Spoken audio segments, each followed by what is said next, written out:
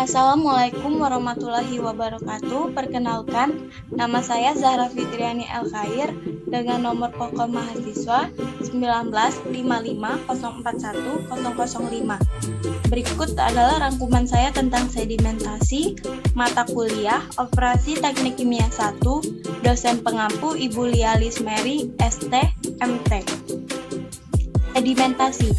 Sedimentasi adalah suatu proses yang bertujuan untuk memisahkan atau mengendapkan zat-zat padat atau tersuspensi non-koloidal dalam air. Pada proses sedimentasi, cairan ditahan, sedangkan padatan bebas bergerak. Pengendapan dapat dilakukan dengan memanfaatkan gaya gravitasi. Hasil dari suatu proses sedimentasi adalah cairan yang bening dan selari yang lebih pekat konsentrasinya. Sedimentasi adalah proses pengendapan partikel-partikel padat dari dalam fluida atau slurry secara gravitasi, sehingga diperoleh zona yang lebih bebas partikel dan zona-zona yang mengandung partikel dengan konsentrasi zat tertentu.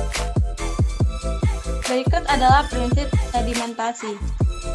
Prinsip sedimentasi adalah pemisahan bagian padat dengan memanfaatkan gaya gravitasi, sehingga bagian yang padat berada di dasar kolam pengendapan sedangkan air di bagian atas. Adapun 4 prinsip sedimentasi yaitu 1. Original lateral continuity.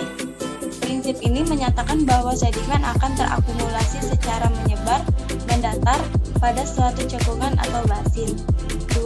Original horizontality atau prinsip ini menyebutkan bahwa lapisan sedimen akan berada di bawah di suatu cekungan seperti danau atau laut dengan bantuan gravitasi akan membentuk lapisan mendatar seperti kue lapis. 3. Superposition. Jika tidak ada deformasi, maka naturalnya lapisan sedimen paling tua akan berada pada lapisan paling bawah atau dasar. 4. Cross-cutting.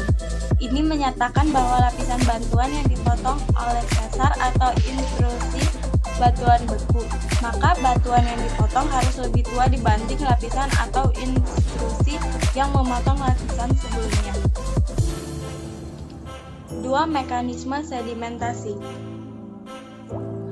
Dari gambar tersebut dapat kita ketahui bahwa mekanisme sedimentasi itu mula-mula partikel dengan konsentrasi seragam akan mengendap secara bebas atau free floating dalam suatu suspensi atau slurry tertentu pada zona B. Partikel-partikel yang berada di zona B akan mengendap dengan kecepatan pengendapan atau settling velocity yang sama, sehingga akan dihasilkan suatu zona A yang bebas partikel dengan ketinggian interface suspensi. Pada waktu bersamaan pula mulai terlihat zona C atau zona transisi dan D, masing-masing dengan kepekatan suspensi yang lebih tinggi dibanding dengan zona B. Proses sedimentasi terus berlangsung hingga akhirnya semua partikel mengendap, atau aktivitas pengendapan selesai dan hanya ada 2 zona akhir, yaitu zona A, bebas partikel, dan zona B, tumpukan partikel dengan ketinggian interface. Selama sedimentasi berlangsung, ketinggian zona akan berubah-ubah. Zona A dan zona D akan tumbuh membesar, sementara zona C akan semakin kecil dan kelama-lamaan akan menghilang. Keadaan di mana tempat terjadinya 2 zona akhir A dan D disebut critical point. Sekian rangkuman dari saya. Terima kasih. Wassalamualaikum warahmatullahi wabarakatuh.